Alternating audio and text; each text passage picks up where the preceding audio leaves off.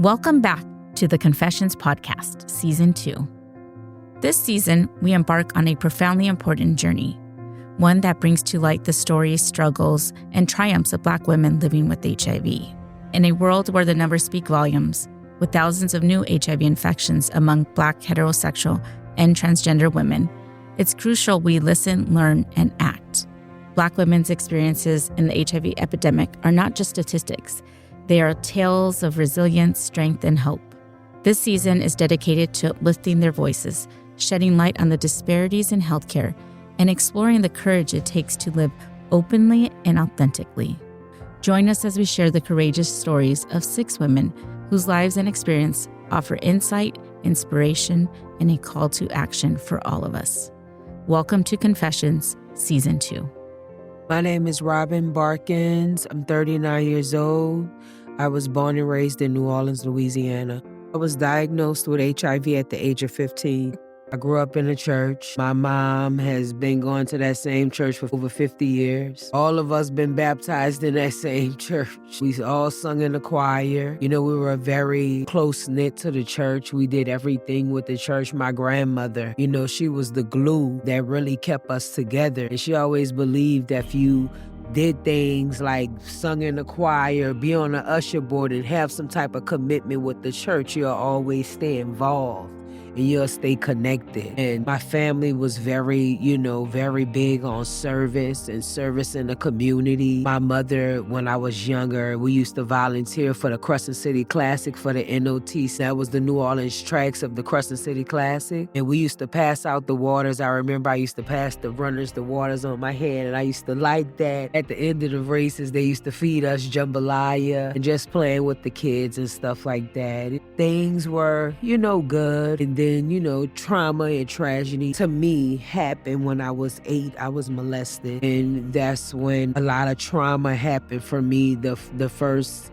set of trauma entered in my life. And when that happened to me, I was kind of confused about my sexuality and what I wanted to do with my life and how I wanted sexually, because I was confused, and I tried to experiment with being with girls and things like that, and just dibbling, dabbling, trying to find my way. When I was 15, I met a guy. He was real handsome, real cute. I liked the bad boys. He had gold teeth in his mouth. He was handsome, the curly bush. Girl, he was the bad boy. And, we were, having sex or whatever. He asked me one day, did I wanted to have a threesome? And I was like, yeah, let's do it. So he invited another girl into our space, had sex, we had a threesome, and a few weeks later, I experienced a burning sensation when I went to urinate. And at that time, a friend of mine had to go to the clinic. It just happened just coincidentally. Like my friend, I went to the restroom, experienced this burning sensation, and then a few hours later, I had to go to the clinic with a friend. I'm like, okay, I need to see the doctor because I never went to get a checkup or a women exam. My mother and my aunt always wanted to take me, but they never made it to take me to the clinic. So it just so happened that friend was going, and in the state of Louisiana, if you have a person over 18, they can be signed as your guardian. So my friend was 18 years old, and she signed me up to see the doctor. And when I went in to see the doctor, I told the doctor that I was burning, that I experienced a burning when I urinated, and they gave me a pap smear, and I came back positive for chlamydia. And they gave me something like a capsule to drink, like a little cap. And they said, you just drink this and you don't need to take no more treatment. You'll be okay. And then it was like, you want to take a HIV test? And I'm thinking, okay, I'm cute. I'm sexy. I don't have HIV. He's cute and all this. I'm thinking I'm untouchable. I'm like, sure, let me take the test. So they gave me a ticket, and it was like, call a week later. And when I called, just so happened, I had a guy over there at the house when it was time to get my results. And him and I had unprotected sex the night before, and he was in the bed asleep. And I called to get my results, and they was like, Ms. Barkins, we need you to come in. So I called back and I tried to change my voice, to see if they would give me my results. They was like, nah, we still need you to come in. And I was like, no, I can't come in. So they came to where I was and they showed me my test results came back positive. Instantly, I was like, I'ma die. I refused treatment. She asked me, did I want any treatment? I refused treatment because I just thought my life was over. And I had to figure out a way to cover up my debt because where I'm from, HIV is so much stigma, and miseducation behind HIV. It wasn't even HIV. It was like she got that gangster, got that magic. It was different names for it. And it was just so stigmatized. And I said, I'm not going out like that. I started using heroin, crack cocaine, taking ecstasy pills and doing everything I could in case I did die. People would say, oh, she died of a drug overdose. She died of drugs because to me that was sufficient enough. I didn't disclose to nobody for like 10 years. I didn't even get treatment for like 10 years. After I found out my HIV diagnosis and I decided that I had to cover up my status, I was like upset with everybody. I was like, F the world, everybody about to get it. I was just mad. I was angry. I was upset, and I was like, F the world, everybody gonna get it. And for me, I lived my life careless. I didn't care about myself. I did a lot of demoralizing things out there because I really thought I was going to die. I did that for 10 years. And once I realized that I wasn't going to die, I said, God, help me. Help me. I'm tired. I'm tired. I'm tired of living the way I'm living. I'm tired of this life. I'm tired of smoking crack. I'm tired of selling my body. I'm tired of everything. My lips swelling up when I hit the pipe. My body smelling. After I take a bath, the smell don't go away. I'm like, something has to give. And that very same night, after I said that prayer that morning, I got picked up by the LA County Sheriffs for a $60,000 warrant I had in Compton for crack cocaine. And that saved my life, and I felt like that was my saving grace because I asked for help. I ain't asked to go to jail, but that was the best thing that could happen for me. You know what I'm saying? And I took it, because that saved my life. And when I went to jail and I went to court, they wanted to send me to prison. And I told the lady, I said, ma'am, I'm a dope fiend.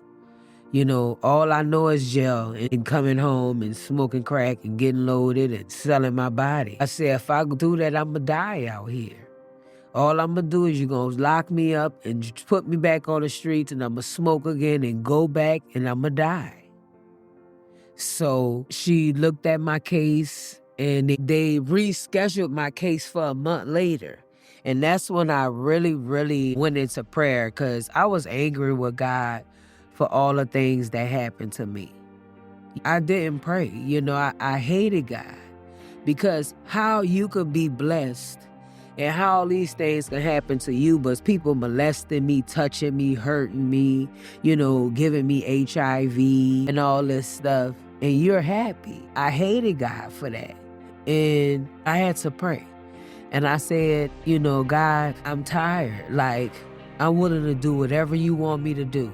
Whatever it takes. I don't care. I'm willing to do it. And I just kept it real with God, just like that. It ain't nothing special. I ain't none of that. No performance. I say, whatever you want me to do, God, I'm willing to do it. I was just that desperate, because I was dying out there. And the next time I went to court, the lady was like, well, they have a lady that's willing to take your case pro bono, and she willing to come see you within 5 days. And there was a tall white lady came smiling, and I'm like, what the hell? Because I'm like, where I'm from, white people don't help you like that. You know what I'm saying? And try to prevent you from going to jail and stuff. They don't help black people where I'm from. They lock you up, for a long time, and you get out of jail, you on disability, real time. But that lady, she came and she said, I'm here to help you. And I felt the genuineness in her. And she really did. She stuck to her word and she really helped me. And that lady walked me through the whole reentry program. I was eligible for reentry. She got me eligible for the AB 109 program, the women's reentry program. So I entered into the women's reentry program, and I was entered into Prototypes Women's Center, where I was able to get treatment, and I was able to just recover and get my advocacy platform started there. I learned, like, if my counselor said no, they say you can write a proposal and take it to the board and other people vote on it if she say no. I just learned how to advocate for myself and just navigate within those systems, within that program, to get what I needed to get. And it helped me shape to the woman I am today. I was 23 years old when I entered into the program. I was 21 when I moved here from New Orleans, Louisiana, after Hurricane Katrina.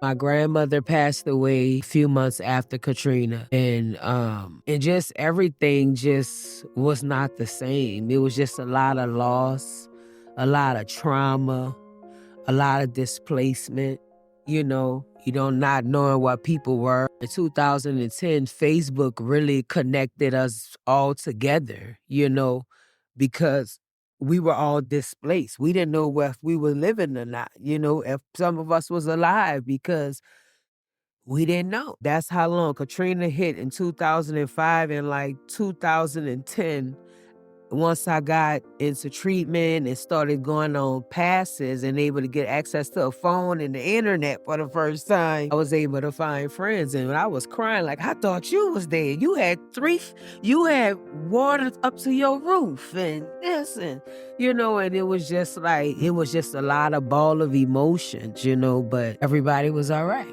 I came out here for a better life. I wanted better for myself. My life was destructive in New Orleans. I was living to die. That was where my diagnosis happened at. And I didn't know no other way but a destructive lifestyle, and I felt like coming here and my experience here saved my life.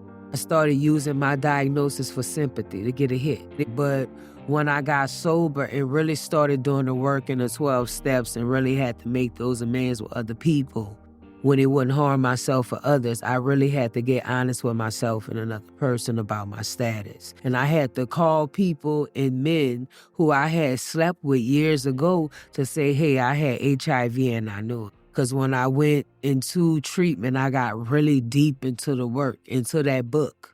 The books of Alcoholics Anonymous. I really dived deep into it. And I was serious about it. And I knew in order to get free, I had to go back into my past and I had to make it right. And that was telling my family, because I took the opportunity from my mother to support me through my diagnosis. I took that from her. I didn't allow her to be there for me. I took that away from a lot of people. Just based on my ignorance and my thought process due to stigma. I'm in a situation now, right? So I met this guy and we both vibing and we feeling each other. But, sex gonna eventually come into play. And that's when a disclosure hit. And he was scared. Because he don't really know too much about HIV. You'll be surprised how many men don't really know nothing about HIV because they don't talk about it. Or they don't even pay attention. He was like, I'm scared, I just want to take it real, real slow right now because what you told me and the type of work you do, I'm just nervous because I've never been around that. I said, okay, that's fine. I said, but we are taking it real slow. I said, but let me know if you want to talk so I can see how I can support you. And we just had that conversation, and I let him know about self-testing, about the self-testing kits. I let him know his PrEP options. I told him about U equals U. I gave him a whole educational session. So he told him, give him some time to think about it. So he been coming back. We going out tomorrow. So we've been hanging out. We've been eating, having dinner together, and we just been vibing, It hasn't always been easy. Disclosing, because rejection is a real thing too, living with HIV. I had a guy that I met and we really liked each other, and he was from Nigeria. And I disclosed to him on our first date about my status. I don't know why. It just came out naturally. because I just felt comfortable like that to just close to him. So he started going with me to my doctor's appointments and everything. We were good, you know? And when it was time to meet his mom and his family, he told me that I couldn't meet them because they believe people with HIV, there's no use for them. And I couldn't meet his family. So we kind of like broke it off. And years later, I reached out to him just to check in because I thought about him. And he ended up with a rare cancer. And he has to take chemotherapy 3 to 4 times a week till this day. We keep in touch. But he has a rare cancer. And I'm like, all that judging you did me. You judged me so bad because of my HIV and didn't want nobody to meet me and your family because they felt like it was no use for me. But you have a rare cancer. You have to go to chemo 3, 4 times a week for the rest of your life. So it's like them tables always turn. So you got to be careful how you treat people. My relationship with my family is okay. You know, I have a good relationship with my mom. I have family that I have built over the years. So I have like 20, 30 years worth of family that I created. I have lifelong friends that I've had since growing up in New Orleans. I have friends from elementary school, you know, that we're still connected. You know, that's my family. You know, and I have my really, really close friend whose house I was at when I was diagnosed with HIV. And me and her are really, really close. That's like my big mama. Yeah, I have family. I'm not by myself. But here I have family too, but I'm mostly my babies, my puppies. Yeah, I'm on Big Harvey. It's pretty good, but I feel like I want to try and get the shot. What is the cab maneuver? Because I don't really like taking my pills sometimes. And I feel like the shot will work for me because it's like I can go back every 2 months and just get the shot without having to worry about whether I took my meds or not. Because sometimes I do forget and sometimes I don't remember if I took them or not. And I'd be scared to double dose. And I don't take them at all, you know, due to I don't know if I'll have a reaction. So I feel like I want to do the injectable and see how that works for me. But the Biktarvy is good. It hasn't caused me any side effects or anything. I was the queen of support groups. I stayed in a support group. I stayed in therapy. I stayed with a psychiatrist. I stayed with a sponsor. I stayed in meetings. I even got commitments. I was the cake person. I was the chip person. I was the greeter. I did all that. You know, I did everything to stay connected because I know I didn't want to smoke crack anymore. And I know that I wanted a new life. And I knew it had to take a lot of work. I started treatment from jail when I was incarcerated. So when I started my treatment while I was incarcerated, the first time I went into anaphylaxis because he just picked some stuff off a poster from the wall. The second time I went in there, I gave him a few choice words. And that regimen helped. So it was Norvell Riotaz and Truvada. That's when that was that cocktail back in the day. And that helped, and it got me down to undetectable viral load. When I really started treatment, I was like, my T cells was like at 202, you know, so I had to start treatment right away. Yeah, I started treatment in jail, but while I was in jail, I was connected to LaFan, UCLA LaFan. And they were coming inside of the jails. Miss Maria, she came inside of the jails and she would come visit me and knew I had HIV or whatever. And they used to come visit me all the time. And her and I would have those talks. And she would tell me her story. And she was one of the reasons why I really went to treatment too, because it took a lot of those women to really share their story and for me to see them living a different life from what they lived. And I was coming out of that life. And I was like, okay, I could be where they are helping other women. I met Precious while I was in jail because she worked for Center of Health Justice and they would go in there and educate women around HIV. And when I seen a Black woman that looked like me openly saying she had HIV and educating other women, I said, I want to follow her. So when I got released from jail and was in treatment and was able to get my passes and go out, I made sure Precious knew me everywhere. I made sure that she knew me, everybody that I wanted to know that was in the work. I made sure they remember me. I got involved with the task force. I got involved with a lot of organizations because I wanted to learn as much as I could to be the best advocate I can be. Because you remember, I told God I'll do whatever you want me to do. It took a lot of work. It took a lot of work and a lot of influence. So, that word standing on strong shoulders of the ones that came before us, I really have. One of my main accomplishments was able to meet my nieces and nephews for the first time. It was emotional because they were 13, 15, and it just showed me how, all the work I did and put into my organization, Trust, that was my story. To restore, unite, support, and transform. That was based on how we can be restored to our best selves and be reunited with our family and our loved ones and our best self. And I was able to meet my nieces. And that's what it's all about, family reunification and righting your wrongs. So I was like, that's one of my biggest accomplishments. And being able to see my great niece march in the parade and just being present and being with my family, that's the biggest accomplishment today for me, is being present. Because I remember it was times where I would just leave and people wouldn't know if I was dead or alive. So present is one of my biggest things. Being able to be independent and hold my own is one of my greatest accomplishments. Founding my nonprofit is another great accomplishment. We still building things out, but that's really one of my great accomplishments as well. I'm a simple person, so I think everything is an accomplishment for me. When I was in treatment, I began to empower myself because I felt like I had a platform and a stage to do it. Like, they allowed me to be this advocate and to educate my sisters. So I had this advocacy board where I would put like HIV stuff, pictures, posters, bulletins around HIV and things like that. I would go out to speaking engagements and, things like that. So that took my advocacy to another level, and just being able to do like HIV ministries in other counties, share my story and people listen. And that kind of freed me, and that allowed me to really disclose, with my partners, because they not only see that I'm just this person that's living with this diagnosis, but I'm helping other people, and the work really helps me, it heals me. It's not always easy.